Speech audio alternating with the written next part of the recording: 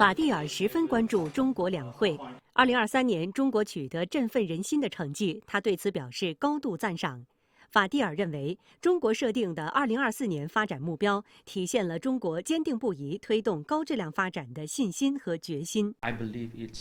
我认为今年的目标设定切实可行。中国两会为中国经济社会的发展制定一系列政策和改革措施，促进中国经济强劲复苏。这些年来，中国在应对困难和挑战中稳健前行，不仅让本国人民生活水平不断提高，也为世界和平与繁荣做出了突出贡献。今年的政府工作报告中提到，扩大高水平对外开放，促进互利共赢，稳步推进重大项目合作，深化多双边和区域经济合作，推进中国东盟自贸区3.0版谈判，让更多合作共赢成果惠及各国人民。法蒂尔表示，今年是马中两国建交50周年，他从报告中看到了更加光明的合作前景，希望两会设定的发展方向能够进一步助力马中两国开展全面务实合作。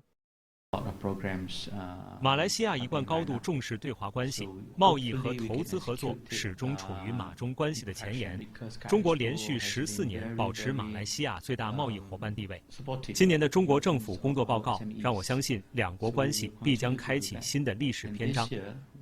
广西是中国面向东盟开放合作的前沿和窗口。法蒂尔高度评价中国东盟博览会、中国东盟商务与投资峰会在马中两国政治、经贸、人文合作中发挥的积极作用，表示将一如既往支持本国人民参展参会，积极开展文化交流活动，让双方合作不断走深走实，造福两国人民。我们将推动本国高级别领导率团出席今年的中国东盟博览会、中国东盟商务与投资峰会，邀请比去年更多的马来西亚企业参展参会，寻求更多合作商机。同时，我们要推动马中两国双元建设提质升级，并在数字经济、绿色新兴等领域发掘合作潜力，不断把贸易蛋糕做大，促进马中双方取得更多务实成果。